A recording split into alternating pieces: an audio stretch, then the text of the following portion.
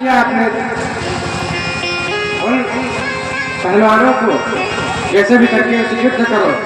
चाणूर आके भगवान के सामने खड़ा हो गया। क्यों? मैंने बड़ा नाम सुना है तुम्हारा, आओ हो जाए दो हाथ गच्छाओ। भगवान ने कहा क्या गजब करते हो, कहाँ तुम एकदम पर्वताकार हाथी जैसे शरीर वाले और कहाँ नेक नेक से छोरे।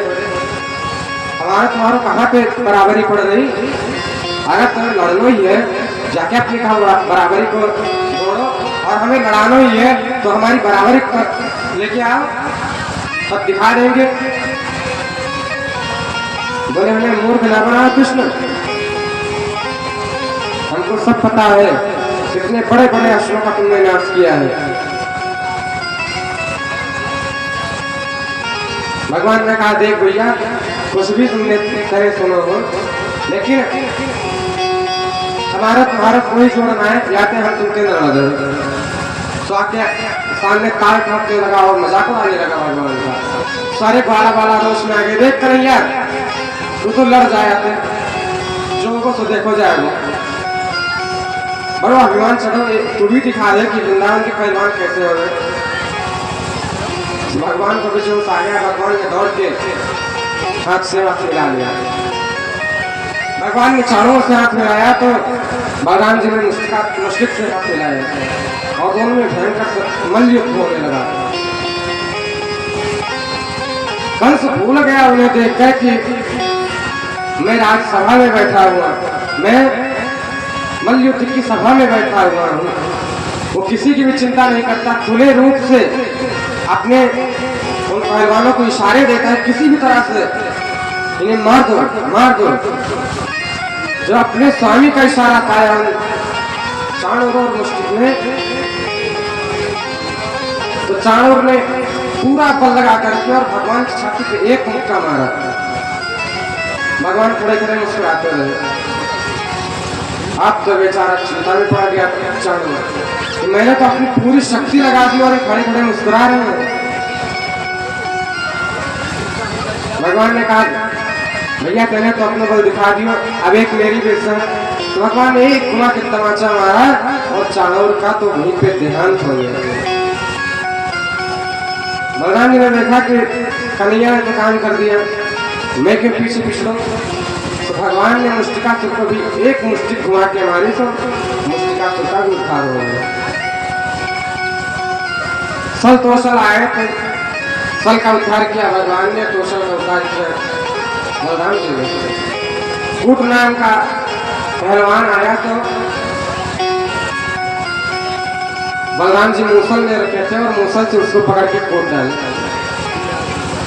तो इस प्रकार से जब पांचों महापहलवानों का मर्दन हुआ भगवान के द्वारा, तो कंस बौखलास आ गया, वहीं से खड़ा होकर चिल्लाने लगा पकड़ लो इन बालकों को, बंदी बना लो, आज इनको मार डालूंगा, आज इन्हें किसी भी हालत में नहीं छोड़ूंगा, अपने पिता को भी मार डालूंगा क्योंकि ये इन्होंने भी इनकी सहायता की है, देवकी वसुदेव को मार डालूंगा, सबको मार डालूंगा, इन्हें पकड़ो बंदी बनाओ। एकदम से पागलों वाली स्थिति में आ गया। भगवान जान गए कि अब इसकी मृत्यु कर ही रहनी चाहिए, क्योंकि अब ये बहुत मारने लगा है। जैसे बुझने वाला होता है तो दीपक जब बुझने वाला होता है तो बहुत तेज से जलता है, उसी प्रकार इसकी मृत्यु आ गई। ये प्रमुखता अवस्था को प्राप्त हो गया है, अब इसको कैसे ही मारना है। और भगवान की इच्छा से खड़ा खड़ा अपने सिंहासन को चिल्ला रहा है, कोई इसकी सुन नहीं रहा है। बंदी जन जोर जोर से नगाड़े बजाने लगे, वो बेचारा खड़ा खड़ा चिल्लाता रह गया। और इतने भगवान ने नीचे से छलांग मारी और जाके इतने ऊंचे मंचान पे पहुंच गए उसके सामने। कंस तो डर गया कि कहाँ इतने नीचे खड़ा था, अभी एक क्षण में ऊपर आ गया दौड़ के।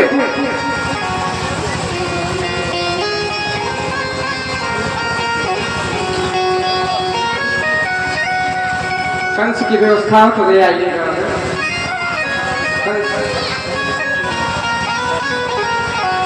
भगवान दौड़ के और कंस के मंचान पर चढ़ गए। कंस घबरा गया और घबराहट में दौड़ के अपना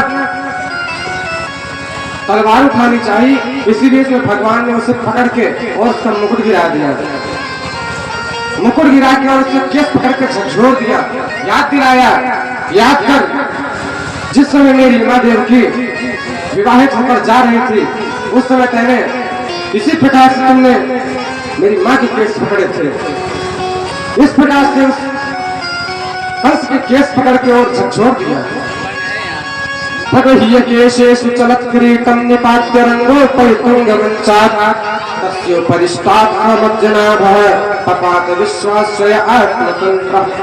केस पकड़ के झकझोरे और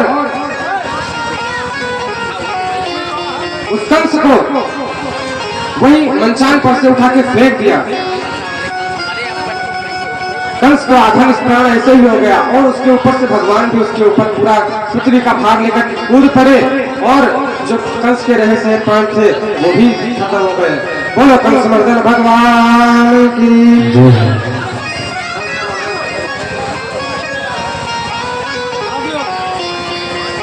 बोलो कंस मर्दन भगवान की।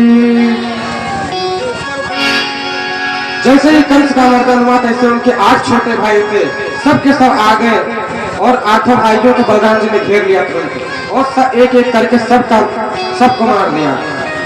कंस की लाश पे रोने आई उनकी 2 पत्नी थी, जरासंध की बेटी अस्थि और क्रांति। वो दोनों भारी विलाप करने लगी, भगवान ने उन्हें समझाया। उसके पश्चात जाके शूरसेन को मुक्त किया और शूरसेन को मुक्त करने के पश्चात अपने माता पिता से जाके बोले, देवकी माता का तो हाल ही बुरा हो गया भगवान को देखकर। परंतु अभी अभी ऐश्वर्य शक्ति भगवान की देखिए कि इतने बड़े राक्षस कंस को क्षण भर में मार दिया। सब हाथ जोड़ने लगे कि ये तो साक्षात भगवान ही इनको जिनको मैं पुत्र रूप में देख रही हूँ। तो भगवान ने किसी तरह समझाया और भगवान अपनी माता से मिले। उसके बाद महाराज शूरसेन को मथुरा का राजा बनाया। महाराज शूरसेन ने बड़ी विनती की भगवान की कि वही राजा बने, क्योंकि शूरसेन जी दुर्बल हो चुके थे। परंतु भगवान ने बड़ा आग्रह करके शूरसेन जी को राजा बनाया और उसके पश्चात स्वयं युवराज बन के वहां का कार्यभार संभालने लगे। आइए कुछ भगवान नाम संकीर्तन करें, फिर पश्चात फिर से कथा की ओर बढ़ेंगे।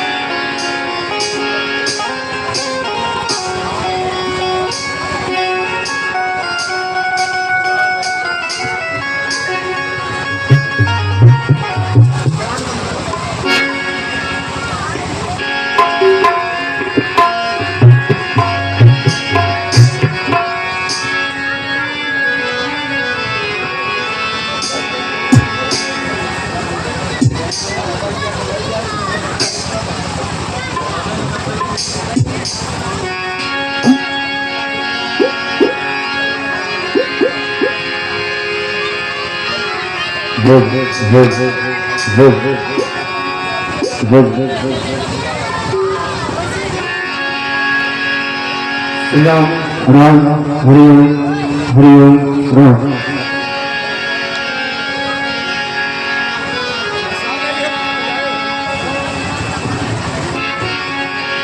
हमारा सरकार का दीदार बड़ा प्यारा है, मेरा सरकार का दीदार बड़ा प्यारा है। कृष्ण बड़ा प्यारा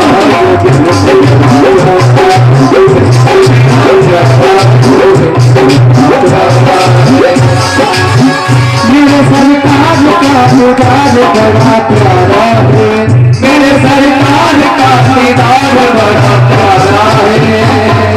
कृष्ण बड़ा प्यारा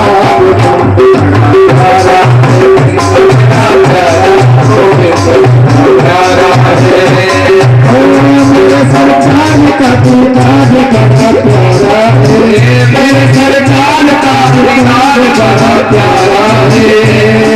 कृष्ण बड़ा प्यारा कृष्ण बड़ा प्यारा, कृष्ण मेरा प्यारा गोविंद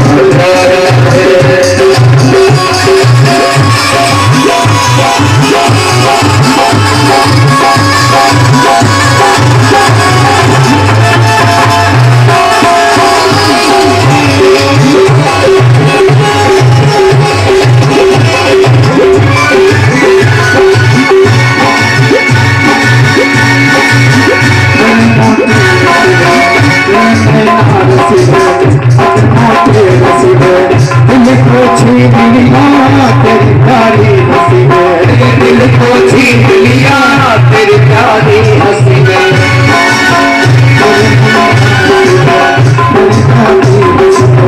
दिल को छीन लिया तेरी प्यारी हंसी ने, दिल को छीन लिया तेरी प्यारी हंसी ने। प्यारी अखियों में लगा कजरा बड़ा प्यारा है, प्यारी अखियों में लगा कजरा बड़ा प्यारा है, कृष्ण बड़ा प्यारा कृष्ण बड़ा प्यारा गोविंद प्यारा है, सरकार का पुकार बड़ा प्यारा है, सरकार का पुकार बड़ा प्यारा है, कृष्ण बड़ा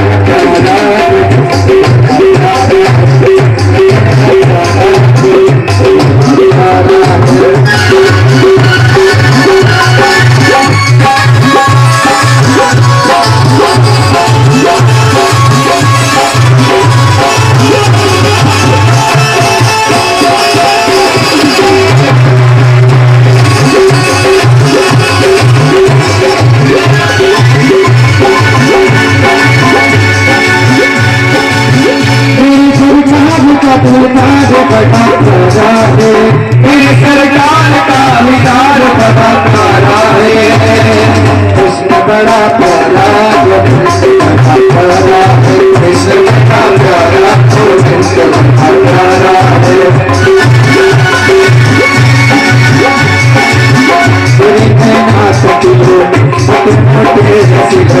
तुमको छीन लिया तेरी प्यारी हंसी है, दिल को छीन लिया तेरी प्यारी हंसी है, तेरे नैना सजदे वो तुमों के रसी है, दिल को छीन लिया तेरी प्यारी हंसी है, दिल को छीन लिया तेरी प्यारी हंसी है।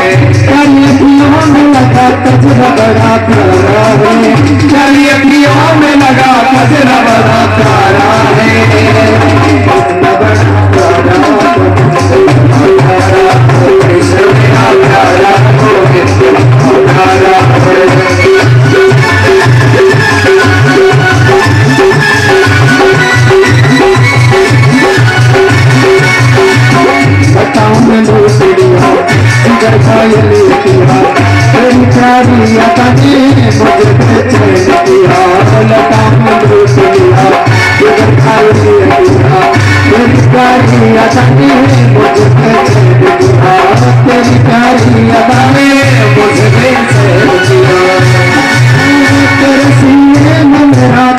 बड़ा प्यारा है, तेरे सीने में मेरा दर्द बड़ा प्यारा है, कृष्ण बड़ा प्यारा बड़ा प्यारा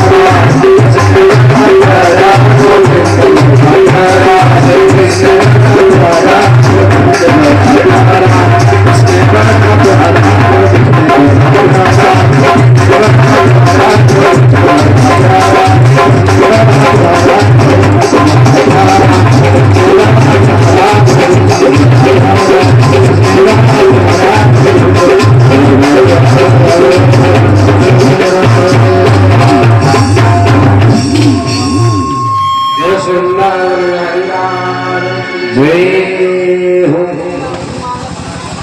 इस प्रकार से भगवान ने कंस मर्दन किया।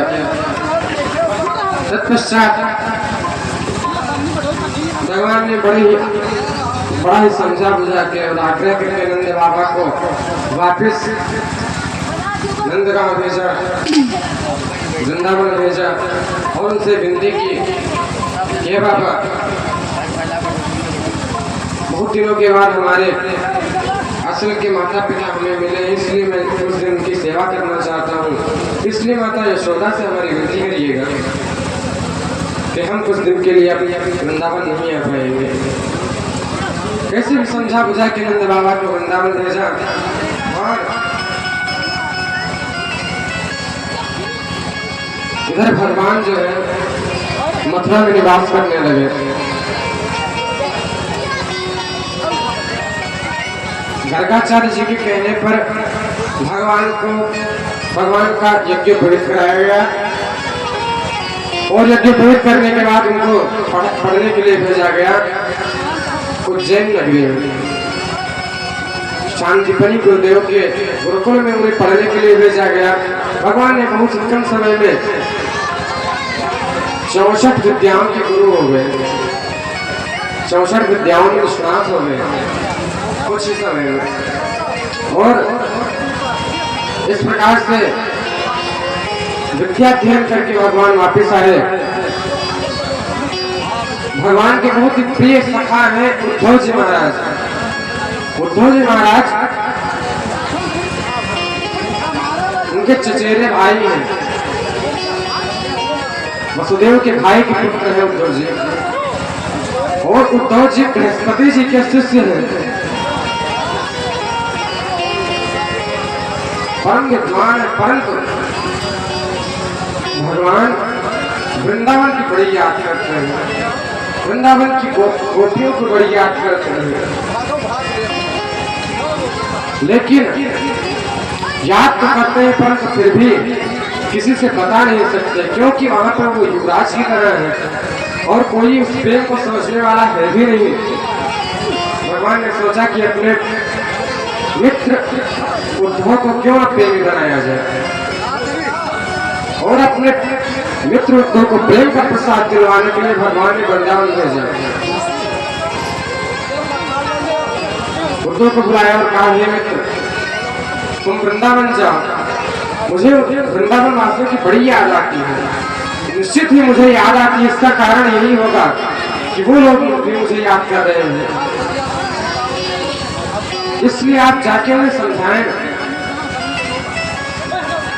कि वो लोग हमें याद करना बंद कर दें, क्योंकि और मेरे स्वरूप के बारे में अपने ज्ञान के द्वारा समझाएं। आप परम विद्वान हैं, आप किसी को भी समझा सकते हैं, इसलिए मैं आपको भेजना चाहता हूँ। आप जाएं और उन्हें हमारी इस प्रकार से व्यस्तपन का अनुभव कराएं और उससे बताएं कि हमारे ऊपर कितनी जिम्मेदारियां आ गई हैं, वो हमें याद ना करें। वो लोग हमें याद करते हैं तो हमें भी उनकी बड़ी याद आती है। इस प्रकार से हमारे कार्य में विघ्न पड़ता है। इसलिए उद्धव जी ने कहा, ठीक है महाराज, परंतु मैं बृहस्पति का शिष्य, मैं जाके उन गंवार ग्वालों को क्या समझाऊंगा, उनसे क्या बात करूंगा। विद्वान तो है उद्धव जी, लेकिन विद्वता का घमंड भी है साथ में। कहते हैं कि हमें बृहस्पति का शिष्य मेरी भाषा को, मेरी ब्रह्म ज्ञान की भाषा को गंवार ग्वाले क्या समझेंगे, गंवार ग्वालिनियां क्या समझेंगे। देखिए प्रभु, मैं जा तो रहा हूँ आपकी आज्ञा से, परंतु हाँ, मैं दो घड़ी से ज्यादा बात टिकूंगा नहीं। मैं जाऊंगा, सबको जितनी देर हो सकेगा समझाऊंगा, सब समझेंगे तो ठीक, नहीं समझेंगे तो ठीक, मैं वापस आ जाऊंगा। भगवान ने कहा तुम जाओ। तो भगवान की आज्ञा को मान करके उद्धव जी वृंदावन आए। सभी ग्वाले नित्य भगवान की याद किया करते हैं यहाँ पे, और प्रतिदिन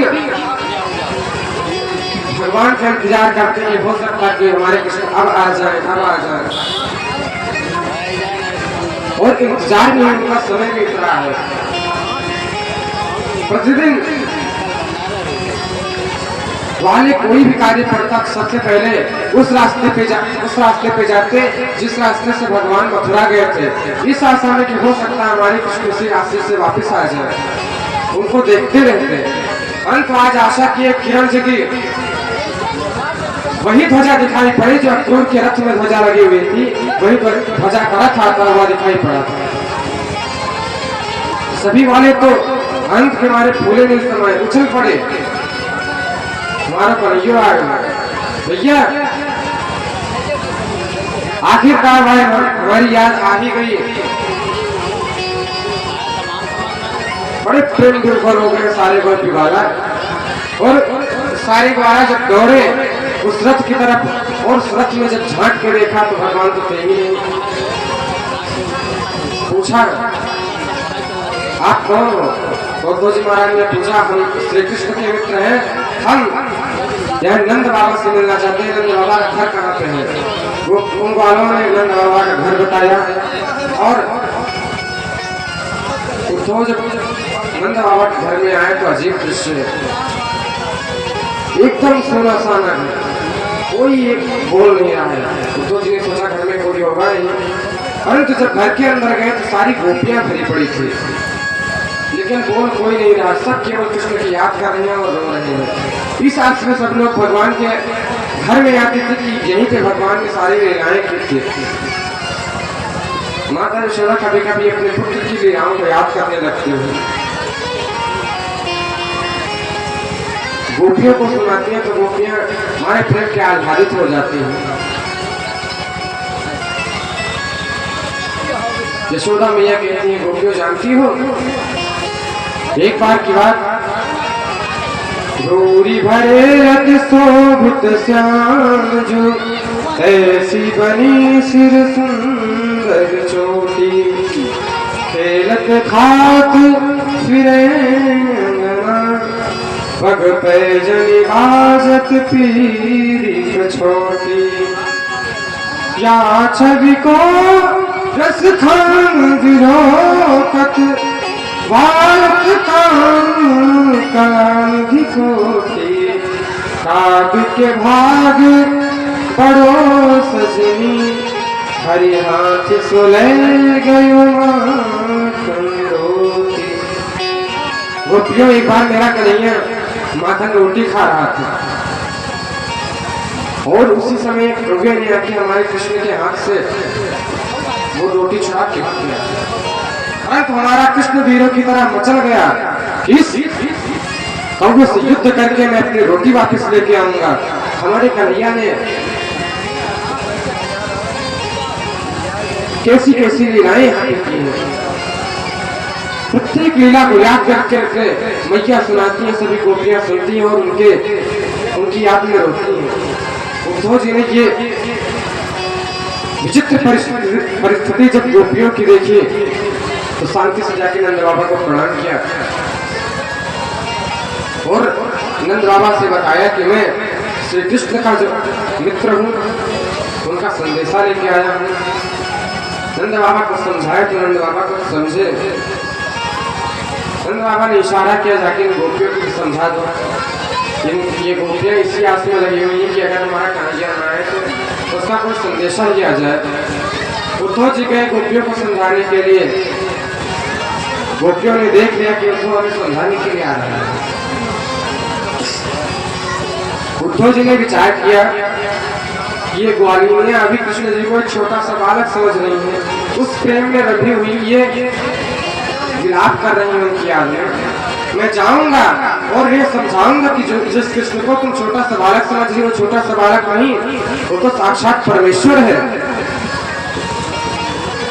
उनके विविध अवतारों के बारे में बताऊंगा कि उन्होंने कब कब कैसा कैसा अवतार लेके क्या क्या काम किए, इसी प्रकार अवतार लेके ये केवल लीला करने आए हैं, ये सब समझाऊंगा, गोपियां को समझ जाएंगी। उनको लगा गंवार ग्वालिनियां इन सबसे अनभिज्ञ हैं, इसीलिए इस प्रकार से विलाप कर रहे हैं। परंतु जब गोपियों के पास पहुंचे,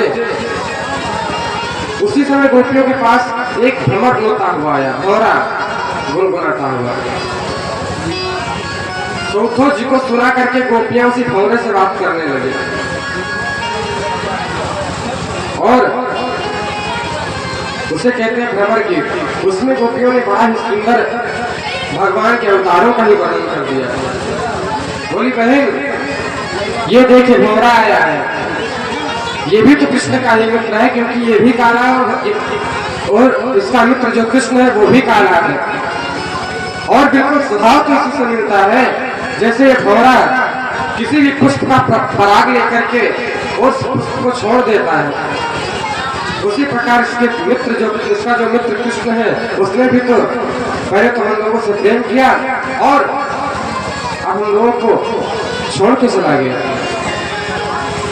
एक कहती बहन, वो तो जन्म जन्मांतरों का छलिया है, इसी जन्म का नहीं है। अरे देखो बेचारे बलि के यहाँ पे, बलि का त्रैलोक्य का साम्राज्य, और उसके यहाँ पे बामन बन के गया, उसका सारा राज्य ले आया। पहले तो मांगता तीर पर भूमि, और उसके बाद में अपना स्वरूप इतना बड़ा कर लिया कि उसका साम्राज्य ले लिया। भाई कोई मान लीजिए कपड़े की दुकान पे जाए और कपड़े वाले से कहे कि हमको 2 मीटर कपड़ा चाहिए, तो कपड़ा निकालने लगे तो उसके बाद में मीटर अपना लंबा चौड़ा निकाले, भैया मैं तो नापूंगा अपने मीटर से, यहाँ से लेकर वहां तक कहेगी मेरा 1 मीटर है। तब ये तो बेईमानी हुई ना। बन के आए छोटे से वाहन, उसे मांगी 3 फुट भूमि, और देखो छलिया का छल 3 पैरों में विराट स्वरूप बना के तीनों लोग को नाप लिया। एक कहती बहन ये तो जन्म जन्मांतरों का छलिया है, समुद्र से अमृत निकला मोहिनी का रूप रख के, जो लेके बेचारे भागे उनको बूंद भी पीने को नहीं मिला, और छल के द्वारा सारा अमृत देवताओं को मिला दिया। तो जन्म जन्मांतर का छलिया है। एक कहती बहन जो इससे प्रेम नहीं करता है उनको तो छलते ही हैं, जो इनसे प्रेम करता है उनको भी नहीं छोड़ते हैं। बेचारी रामावतार में शूर्पणखा देवी कितना सुंदर श्रृंगार करके आई थी बेचारी, लेकिन नक्खटी बना के भेजाई उन्होंने। क्या गलती थी उसकी, परंतु इसका तो स्वभाव ही निष्ठुरता वाला है ही छलिया। लेकिन उद्धव जी खड़े खड़े बेचारे हक्के बक्के सुन रहे राम राम। हमने तो सोचा था कि इनको आके हम तत्व ज्ञान का उपदेश देंगे, ब्रह्म ज्ञान का उपदेश देंगे, लेकिन ये तो पहले से ही सब जानती है। धीरे धीरे गोपियों के स्वरूप को समझने लगे उद्धव जी, फिर उनके प्रेम को समझने का प्रयास किया। अंत में परिणाम ये हुआ कि जब गोपियों के प्रेम में पगे उद्धव जी, तो आए थे 2 घड़ी के लिए कि 2 घड़ी से ज्यादा वहां नहीं रुकूंगा, परंतु 6 महीने बीत गए, परंतु उद्धव जी को याद ही नहीं है कि मुझे लौट नहीं जाना है। वृंदावन की गोपियों के प्रेम में लिपट के रह गए। 6 महीने के बाद जब उनको याद आया कि हम तो यहाँ आए थे मात्र संदेशा पहुंचाने के लिए, तो चलने की तैयारी की और मथुरा वापस आए। भगवान ने देखा कि हमारा मित्र जो है वो 6 महीने के बाद आया हमारा संदेशा देके, तो आगे ही आके उनके कहो मित्र कैसी रही, भाई गए थे तुमको दोहड़ी के लिए, 6 महीने ग्वारियों से तुमको उगन नहीं हुई, क्या बातें करती थी ग्वारियां, जो क्या बात हो गई जो 6 महीने तक नहीं पड़े रहे। उद्धव जी कहते सुनो भगवान आप बात भी मत करो, आज जैसा निष्ठुर निर्दयी और कठोर व्यक्ति मैंने जीवन में कभी नहीं देखा। जब भगवान ने सुना कि उद्धव ने खरी खोलते सुना आया, दौड़ के उद्धव को गले से लगा लिया। उद्धव अब मुझे विश्वास हो गया तो कि तुम वृंदावन के प्रेम में पग चुके हो, क्योंकि ऐसी खरी खोटी केवल एक वृंदावन वासी ही मुझे सुना सकता है। बस यही तो मैं चाहता था कि तुम्हारे अंदर भी प्रेम आ जाए।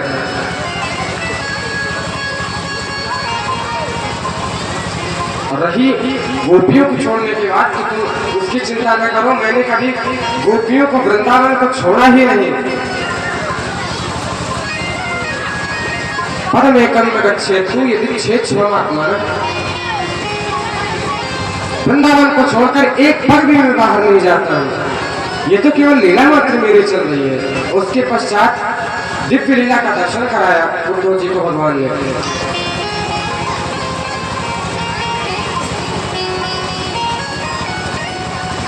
परंतु भगवान ने कंस को मारा तो कंस का जो ससुर था जरासंध, वो भगवान का कट्टर दुश्मन बन गया। उसने जरासंध ने मथुरा पे चढ़ाई की अपनी 23 अक्षौहिणी सेना लेकर के चढ़ाई की, तो भगवान और बलराम जी ने मिलकर के 23 अक्षौहिणी सेना को समाप्त कर डाला।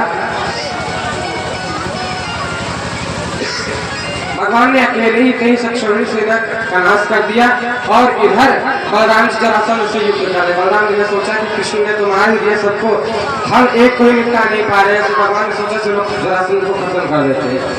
जरासंध को मारने लगे, भगवान ने आके हाथ पकड़ लिया, सुनिए इसको छोड़ दीजिए। भगवान के कहने पर जरासंध को भगवान ने छोड़ दिया, परंतु जरासंध शर्मिंदा बहुत हुआ, बड़ा शर्मिंदा हुआ। भगवान ने छोड़ा भी इसीलिए कि हम आए हैं इस पृथ्वी पे दुष्टों का नाश करने के लिए। ये हठी व्यक्ति है, इसको जितनी बार मैं छोड़ूंगा बार बार आक्रमण करेगा मुझ पर, और जितनी बार आक्रमण करेगा उतनी बार एक विशाल सेना लेके आएगा और अपने दुष्टों की सेना हमारे यहाँ लेके आएगा और हम आराम से उन दुष्टों का नाश कर सकेंगे। इसलिए भगवान बार बार जरासंध शर्म के मारे लौटता तो, लेकिन बार बार आक्रमण करता और भगवान बार बार उसकी सेना को समाप्त करके और उसे छोड़ देते। 17 बार इस प्रकार से परास्त हुआ जरासंध। 18वीं बार ब्राह्मणों को 11,000 ब्राह्मणों को बिठा दिया कि तुम देवताओं की पूजा करो। तुमने अगर मन लगा के देवताओं की पूजा की और मैं युद्ध जीत गया तो इतना दूंगा कि दोबारा किसी के सामने हाथ फैलाने की आवश्यकता नहीं पड़ेगी। परंतु यदि मैं अब की बार हार के आया तो तुम में से एक भी ब्राह्मण जीवित वापस नहीं जाएगा। बेचारे ब्राह्मण तो घबरा गए और मन ही मन भगवान का ध्यान करने लगे, प्रभु कैसे भी करके अब की बार आप हार भी जाओ हम लोगों के लिए। और इधर नारद जी गए कालीवन के पास में और कालीवन को सूचना दी कि तुम इतने शांति से बैठे हुए हो, तुम्हारा मित्र जरासंध कितने मुश्किल में फंसा पता है। मथुरा पे 17 बार चढ़ाई कर चुका है परंतु एक बार भी नहीं जीता, बार बार परास्त हो करके और अपमानित होकर के वापस लौट रहा है। अपने मित्र का दुख सुन करके कालीवन जोश में आ गया और अपने म्लेच्छों को लेकर के मथुरा पे बिना जरासंध से बताए हुए ही मथुरा पे आक्रमण कर दिया। भगवान उसके सामने पहुंचे। कालीवन ने सोचा था कि हमसे जब प्रतिद्वंदी लड़ने आएगा वो कोई हष्ट होगा, परंतु जब देखा ये तो सुकुमार सा बालक है तो उसने सोचा कि इसको मारना नहीं, इसको पकड़ के ले चलना है अपने राजधानी। सुंदर बहुत इसको प्रदर्शन के रूप में रखेंगे। सो पकड़ने के लिए दौड़ा भगवान को और भगवान आगे आगे आगे भगवान आगे आगे भगे, पीछे पीछे कालीवन पकड़ने के लिए दौड़ा।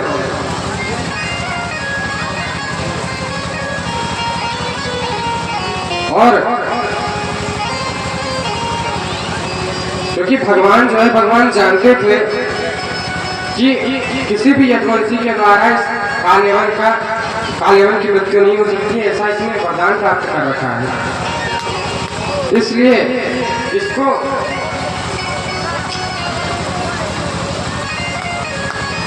किसी अन्य से ही मरवाया जाए।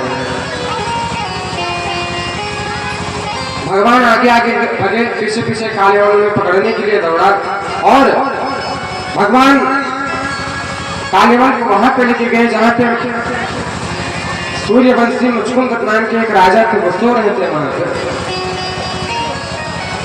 ये मुचकुंद राजा एक बार देवासुर संग्राम में देवताओं की इन्होंने बड़ी मदद की थी। देवताओं ने वरदान मांगने को कहा तो इन्होंने यही वरदान मांगा कि हमें खूब सारी नींद चाहिए और हमें नींद में कोई परेशान करने ना है। हम थक बहुत गए हैं, नींद चाहते हैं और इतना सोए कि हमें कोई जगाने या बीच में व्यवधान डाल दे सोते हुए तो मेरे देखते ही वो व्यक्ति भस्म हो जाए। ऐसा वरदान उन्होंने मांग रखा था और उन्हीं से मरवाने के लिए भगवान उसकी गुफा में घुस गए। कालीवन के ऊपर अपनी पीताम्बरी उड़ा करके और भगवान जाके एक जगह छुप गए। कालीवन आया, उसने देखा, उसे लगा कि ये कृष्ण ही है जो वहां से आया और चुपके से परिश्रांत होने के कारण आराम करने के लिए यहाँ पे लेट गया है। उसने गालियां बकनी शुरू की, युद्ध में भाग के आया है, रणछोड़। और उसके बाद यहाँ आराम कर रहा है। तूने क्या सोचा कि तू गुफा में घुस जाएगा तो मैं तुझे पकड़ नहीं पाऊंगा?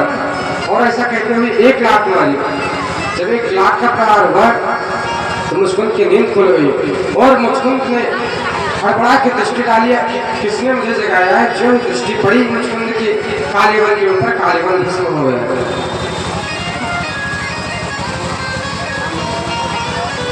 परंतु उसी समय भगवान निकले और भगवान के निकलते ही बड़ा सा प्रकाश भगवान के साथ प्रकट हो गया। कालीवन ने देखा कि प्रकाश में तेजपुंज कहां से आ रहा है। जाके भगवान को देखा तो प्रणाम किया और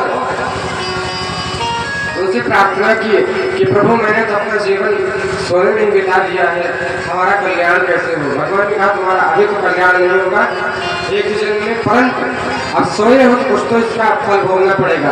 अगले जन्म में तुम भक्त बन सकोगे, इस जन्म में कुछ नहीं हो सकता।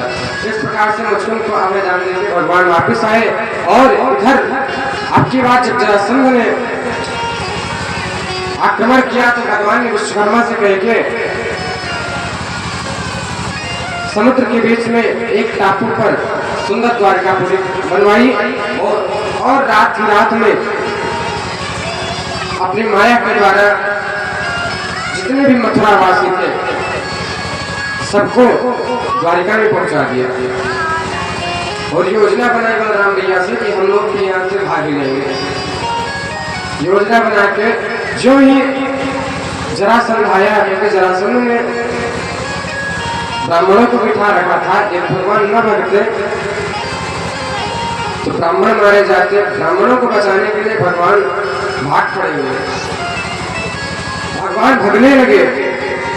जरासंध बड़ा पसंद हुआ और पीछा कर लिया।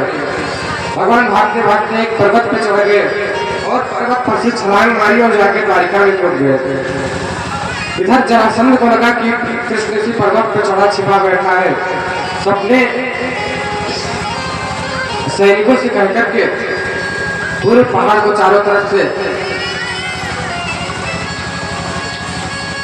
लकड़ियों से भरवा दिया और उसके बाद उसमें आग लगवा दी। उसने ये सोचा कि इसी आग में कृष्ण भूत हो चुका है। भगवान द्वारिका में आए और द्वारिका में भगवान राजा के रूप में राज्य करने लगे। बोले वृंदावन बिहारी लाल की जय हो। हमें ही अपने वाणी को ध्यान देना चाहिए। रात्रि के बेला में रुक्मिणी मंडल और सुदामा चरित्र की पावन कथा होगी और कथा का समापन भी रात्रि को ही होगा।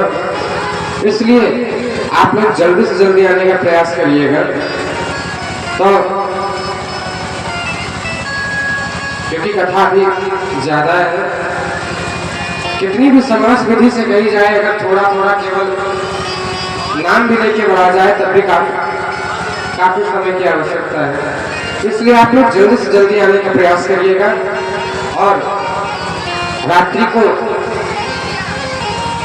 रुक्मिणी मंडल की पावन कथा होगी। आइए हम लोग आरती करते हैं। पुरुष वृंदावन बिहारी लाल की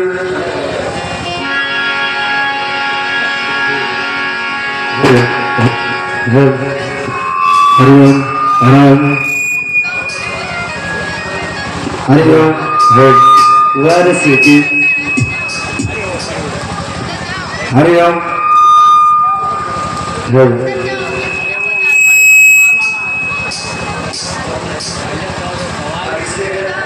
हरिओम हेलो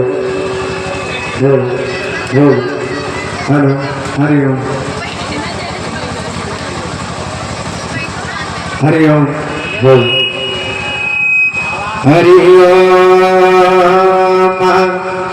चंद्रमा मनसोरा सूर्यो अजायता सोतागाय सुराजा वगादरेरलायना साजम जबरसैतमनामि तपनादीपं ग्रहादेवस्य लुक्तिकला भक्तादिपं प्रच्छामि देवाय वरवादुरेन्द्राय मानवेन घोरति गुजति नमस्ते नागेंद्र धरि संगतरि गंतरि संविदान संगत पुरयाच ये पूरा गला खाली हो तुम्हारे राम